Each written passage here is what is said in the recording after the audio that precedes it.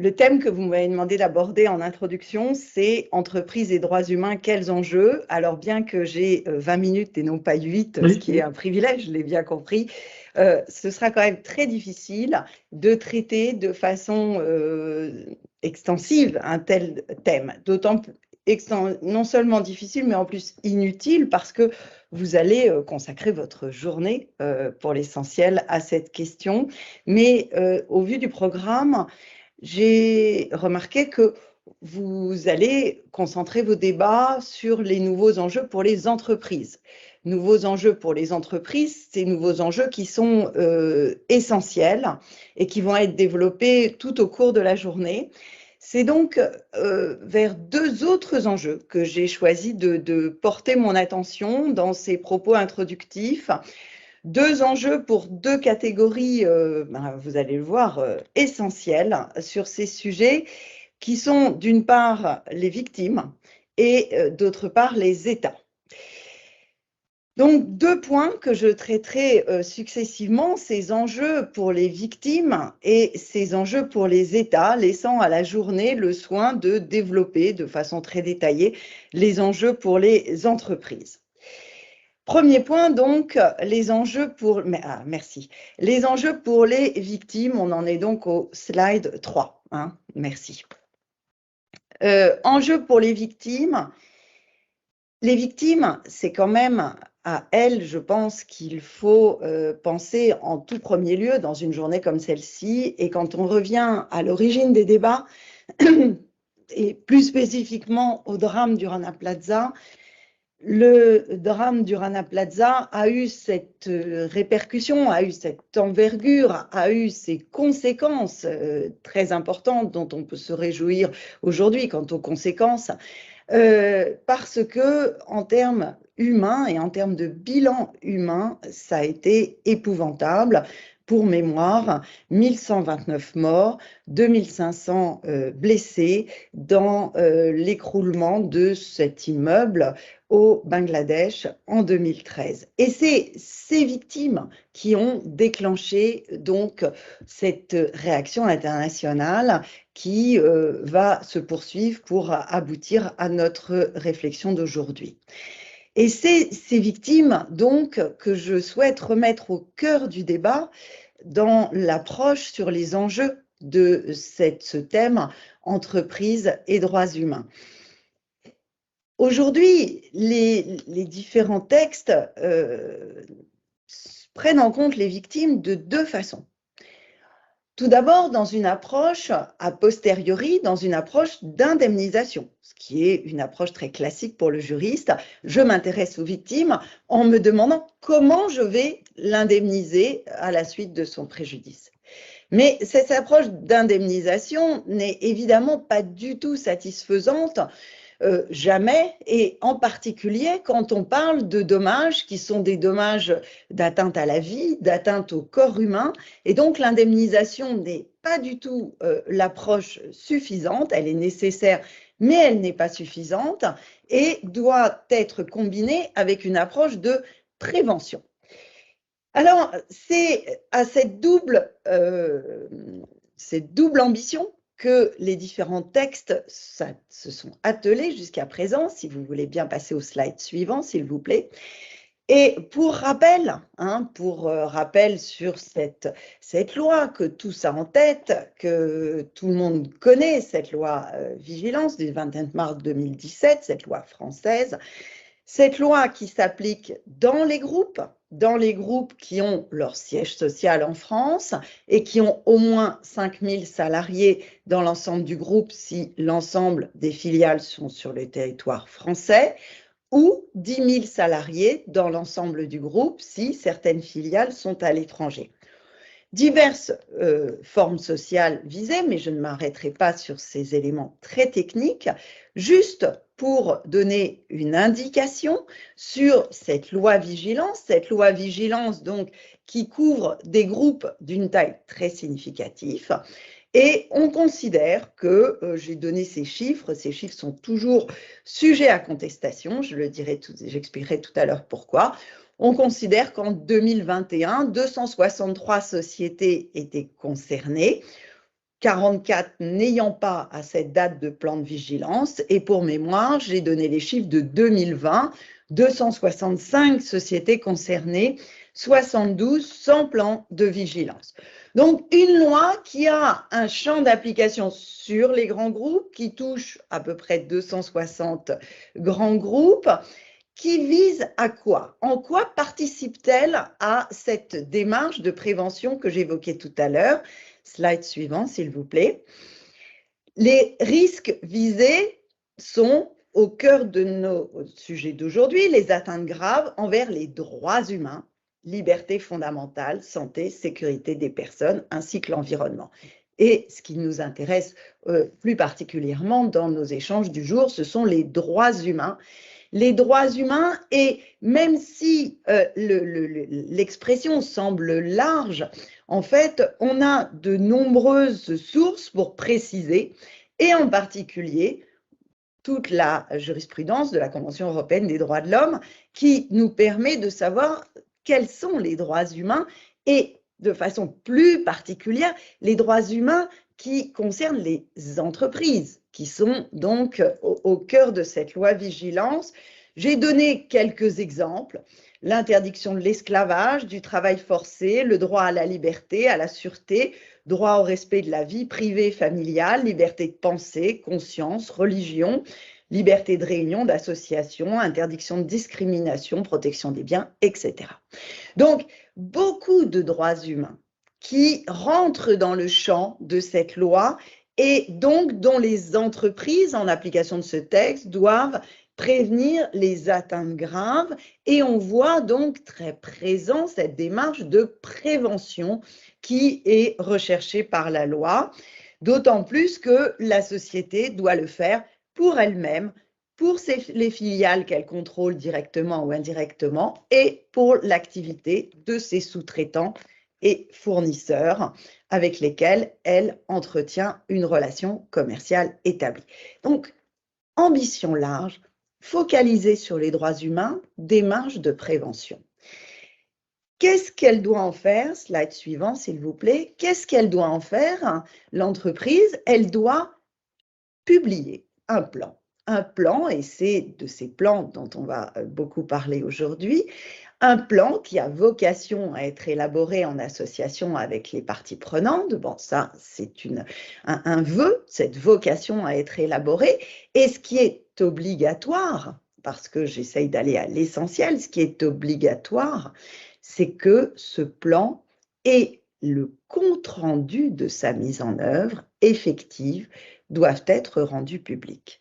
C'est donc toutes les sociétés qui devront faire état, au vu et au su de tous, de ce plan, non seulement du plan, mais du compte-rendu de la mise en œuvre. Et là, on voit une approche très originale. Une approche très originale, la prévention, elle est atteinte en imposant aux entreprises non seulement de déclarer de façon très invocateur, je vais faire ça, j'ai envie de faire ça, j'ai fait, voilà, mais aussi de dire, mais vous avez fait quoi? Et cette démarche d'effectivité qui est au cœur de la loi et qui est aussi au cœur de la façon dont on atteint cet objectif. Parce que l'entreprise, on lui dit, on va atteindre cet objectif en vous obligeant à communiquer. Et c'est donc cette communication qui va donner toute son effectivité. Slide suivante. Alors, je ne m'arrête pas sur la démarche à mettre en œuvre qui est très décrite par la loi pour réussir à élaborer ce plan, parce que je n'ai pas le temps de vous le détailler, donc une démarche très précise, cartographie des risques, évaluation de la situation, atténuation des risques, alerte, suivi, tout est prévu par le texte. Aujourd'hui, nous sommes plus de 5 ans après la loi Vigilance et donc je pense que ce qui est intéressant, c'est, slide suivant s'il vous plaît, de s'arrêter un petit peu sur un certain bilan. Un bilan déjà de cette démarche de prévention, de ces plans. Là-dessus, le bilan n'est pas facile à faire parce que beaucoup d'éléments sont très contestés sur la qualité du plan, sur qui était soumis à plan, quelles sont les entreprises visées, les groupes visés. Et c'est pour ça que les études sont nombreuses sur la réalité de la mise en œuvre de ce texte et les conclusions divergent. Je vous ai cité une longue liste juste pour vous montrer combien l'approche peut être différente, mais globalement, au-delà des avis des uns et des autres, les uns trouvant que ça ne va pas assez vite, que les entreprises n'en font pas assez, les autres disant que les entreprises en font beaucoup et qu'elles vont très très vite, de façon globale, on peut quand même constater de façon assez objective, je tente d'une certaine objectivité, qu'il y a un mouvement qui est en marche, qui est très actif, qui montre que l'énorme majorité, 95% des entreprises, ont une démarche très avancée sur le sujet. J'ai dit que 5% à peu près n'en seraient qu'au stade de la cartographie des risques, mais c'est un chiffre très discuté. Les entreprises reçoivent des prix et de façon générale, slide suivant s'il vous plaît, quand on voit un bilan, et je cite le bilan cité par Vigeo et Eris, on voit que la France, sur ces sujets de droits de l'homme, se place en matière de positionnement par les entreprises des défenses des droits de l'homme dans une position qui est très favorable, en première place, avant la plupart des États qui suivent. Donc, l'évolution est bonne, la prévention est en marche, mais après 5 ans, on peut aussi s'arrêter sur un autre bilan pour voir finalement, après 5 ans, quel est le bilan éventuel du contentieux. Slide suivant, s'il vous plaît. Le contentieux, il ne peut reposer que sur les sanctions qui sont prévues par la loi. 2 grands types de sanctions. Sanctions pour pousser à la construction et l'élaboration d'un plan. Donc, la société peut être mise en demeure d'élaborer un plan et la juridiction compétente peut éventuellement l'enjoindre de respecter cette obligation. Donc, première catégorie. Et deuxième catégorie, avec laquelle j'ai commencé mes propos et que je n'oublie pas complètement, qui est l'indemnisation. La loi Vigilance a prévu que la société sera responsable pour faute sur le fondement des articles 1240 et 1241 du Code civil. En cas de manquement aux obligations, l'auteur engage sa responsabilité et doit réparer le préjudice que l'exécution de ces obligations aurait permis d'éviter. Et là, c'est vrai qu'on a quelque chose qui est très restreint. C'est seulement si je n'ai pas bien construit mon plan que je devrais réparer le préjudice qui a été causé et qui aurait été évité par un plan bien construit. Bon. Compte tenu de ces 2 pistes de la loi, de ces 2 fondements de la loi, quel est le contentieux que l'on a vu apparaître depuis 5 ans? Slide suivant, s'il vous plaît. Les premières affaires ont concerné la compétence, la juridiction compétente. Et c'est là-dessus que se sont concentrés tous les contentieux au départ, ce qui était logique parce qu'il fallait savoir devant qui il fallait aller. Et la loi parle de la juridiction compétente, et la juridiction compétente, on pouvait le comprendre, soit juridiction compétente tribunal de commerce, soit juridiction compétente tribunal judiciaire. 2 positions ont été défendues sur ce sujet et se sont exprimées à l'occasion de 2 affaires contre Total, l'une qu'on appelle l'affaire Total Ouganda, l'autre l'affaire Total Climat. Total Ouganda, c'est pour reprocher à la société Total Énergie, excusez-moi, j'aurais dû mettre énergie, elle a changé de nom, Total Énergie, d'avoir voulu exploiter des champs pétroliers dans une zone naturelle protégée en Ouganda, au mépris des droits humains et environnementaux. Et la seconde, c'est de façon plus globale pour ces activités qui induiraient des atteintes graves au système climatique. Plusieurs décisions en 2020-2021, je ne détaillerai pas faute de temps. Certaines reconnaissent la compétence du tribunal de commerce, d'autres la compétence du tribunal judiciaire. Et finalement, c'est le législateur qui tranche par la loi du 22 décembre 2021 qui rajoute un article au Code de l'organisation judiciaire pour dire que le tribunal judiciaire de Paris connaît des actions relatives au devoir de vigilance. Donc maintenant, on le sait, c'est le tribunal judiciaire de Paris qui est compétent et c'est vers lui que sont renvoyées toutes les affaires en cours. Alors justement, c'est quoi les affaires en cours? Parce qu'une fois qu'on a dépassé la compétence, slide suivant s'il vous plaît. Je ne vous les citerai pas toutes, parce qu'il y en a quelques-unes que l'on pourrait rattacher à ce sujet, mais je vous cite quand même l'essentiel. Une affaire contre EDF à l'occasion du parc éolien à Oaxaca, au Mexique. C'est donc la construction d'un parc éolien dans une zone où sont installés des peuples autochtones. Et vu cette qualification de peuple autochtone, était imposée une obligation d'obtenir leur consentement spécifique, obligation d'obtenir leur consentement qui est prévue à la fois par la Constitution du Mexique, par les Nations Unies et par l'OIT, et ce consentement n'aurait pas été obtenu avant la construction du plan, ce qui constitue une violation des droits humains. Pour le moment, cette affaire est toujours en cours. Il y a un rejet de la demande qui a été fait le 1er décembre 2021 parce que l'action ne faisait pas référence au plan de vigilance adéquat, ce qui est un des sujets en termes de contentieux. Quel plan viser?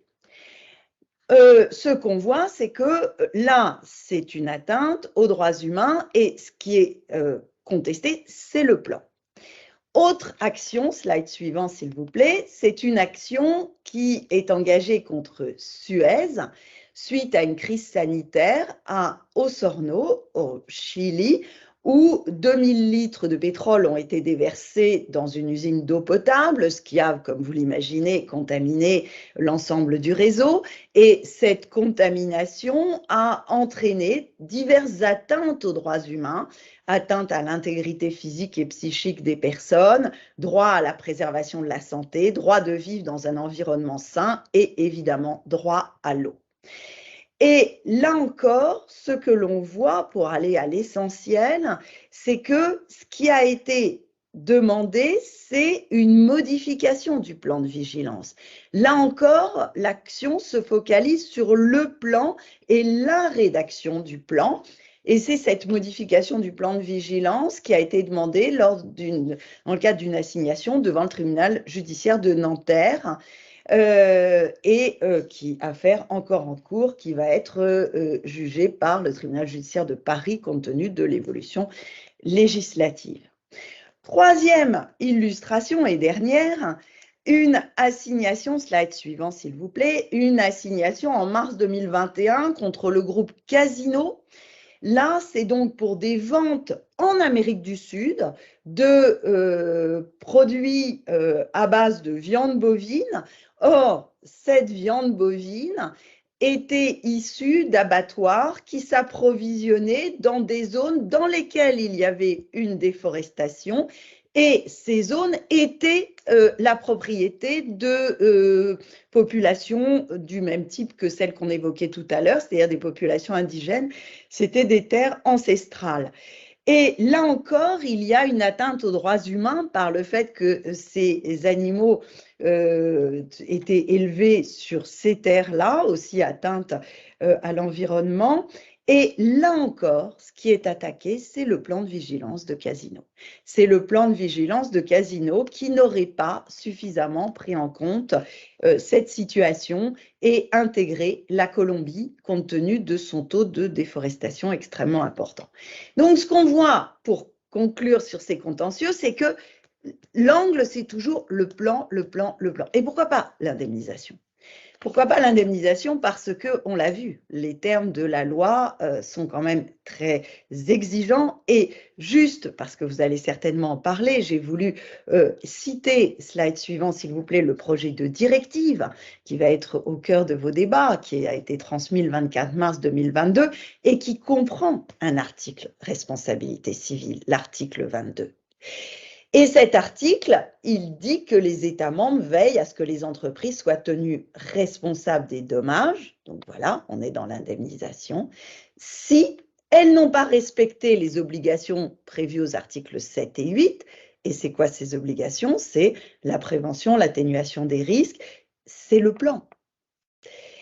Et que, à la suite de ce manquement, une incidence négative qui aurait dû être recensée, évitée, atténuée, supprimée ou réduite au minimum par les mesures, s'est produite et a entraîné des dommages.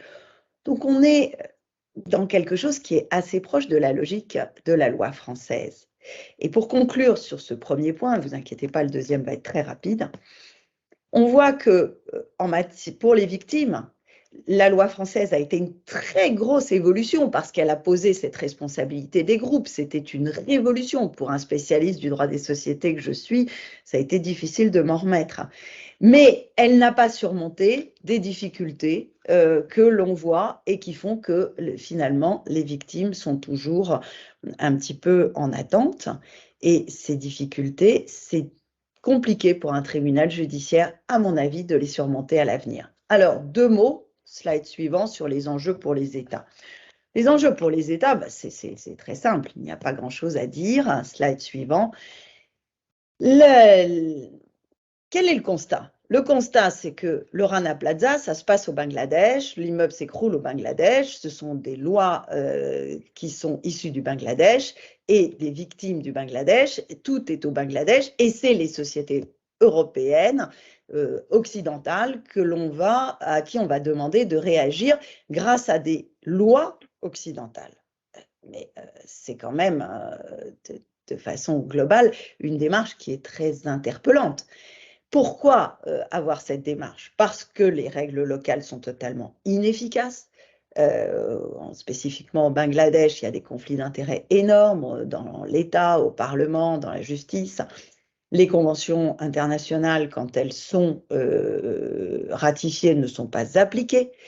Donc, finalement, il n'y a rien qui fonctionne. Il n'y a pas, au-dessus du Bangladesh, un droit étatique global. Donc, qu'est-ce qu'on va faire? On va prendre des prérogatives qui, naturellement, sont confiées à des États et les transférer aux entreprises. Et c'est une démarche qui se justifie par l'efficacité, mais qui est quand même une démarche très interpellante pour des juristes qui croient à un fondement d'un état de droit, d'un fonctionnement, d'une répartition des compétences. S'il vous plaît, revenez au slide précédent, je vous le dirai quand il faut passer. Qu'est-ce qu'on a confié donc aux entreprises? On a confié la détermination des règles, c'est quand même la prérogative qui normalement revient à un législateur, à un exécutif, et on a confié le contrôle de l'application de ces règles, en particulier par des enquêtes. Et on va le confier aux entreprises, mais on va le confier aussi à toutes sortes d'acteurs qui vont s'autoproclamer à la source de règles et à la source d'enquête. Pourquoi? Eh bien, parce qu'ils s'autoproclament les uns les autres au nom de leur pouvoir que les États n'ont pas et que, donc, eux auraient un pouvoir global qui leur permet tout ça. Et alors, quels sont les risques? Là, vous pouvez passer, merci. Les risques, même si l'efficacité est au cœur du dispositif, et j'ai commencé par ça, c'est la recherche du soin des victimes. Mais quand même, il y a des risques. Les risques, tout d'abord, un risque d'ingérence dans le fonctionnement d'États souverains. Il faut quand même ne pas oublier que, en dépit de tous ses défauts, le Bangladesh est un État souverain. Et en tant qu'État souverain, il doit se voir reconnaître le droit de décider des règles qui s'appliquent sur son territoire. Autre risque d'obligation globale, mondiale, de respecter des valeurs qui ne seraient pas universelles. Et ça, c'est un risque qui est très souvent avancé par certains pour les droits de l'homme qui ne correspondraient qu'à une vision occidentale du monde. Et là, je ne détaillerai pas, mais vous imaginez bien que tout le monde ne considère pas, et je le dis d'autant plus facilement que je suis une femme, tout le monde ne considère pas de la même façon la façon de protéger les femmes. Certains pensent que pour les protéger, il faut leur mettre un voile sur la tête, et d'autres pensent que pour les protéger, il faut retirer le voile. Et au nom de quoi on aurait une vision universelle de tout ça qu'on imposerait à des États souverains. De façon un peu provocatrice, évidemment, j'en ai conscience. Et puis, autre risque, la violation du fonctionnement d'un État de droit. En confiant à ces catégories nouvelles, au nom de leur pouvoir, des pouvoirs de poser des règles, des pouvoirs de faire contrôler des règles, des catégories qui ne sont pas légitimes, des catégories qui ne sont pas régulées. Et je pense à tous ceux qui interviennent comme créateurs de règles et comme créateurs d'enquêtes. Aucun ne sont régulés spécifiquement comme le sont un État, aucun n'a un fonctionnement qui est encadré. Et alors, que se passe-t-il? Mais il se passe des choses très, très graves, potentiellement. C'est que ces personnes, et je m'adresse à des avocats, je sais que combien vous êtes sensibles à tout ça, ces personnes qui vont construire leur tribunal, qui vont construire leur justice, qui vont construire leur procédure, ils le feront de leur propre gré et avec leurs propres règles. Et nous savons que ça n'est pas comme ça qu'on défend l'individu. L'individu doit être défendu par le respect de principes fondamentaux, par le respect d'une justice équitable, par le respect du contradictoire, par le respect du secret de certaines phases. Et tout ceci avec un tribunal médiatique, avec une justice qui est à la main de n'importe qui, des enquêtes qui sont à la main de n'importe qui. Tout ceci risque d'être violemment bafoué. Donc, c'est juste ces quelques éléments que je souhaitais rappeler dans les débats très riches que vous allez avoir aujourd'hui et qui sont d'autant plus essentiels que je sais que la directive est encore en discussion. C'est pour ça que, pour ma part, je suis très favorable à l'une de ces positions qui est la mise en place d'une agence pour traiter de ces sujets et je pense que ça répondrait à beaucoup des difficultés et ça permettrait donc à la fois d'obtenir les objectifs mais aussi d'éviter les risques principaux sur ce sujet essentiel que vous traitez aujourd'hui. Je vous remercie.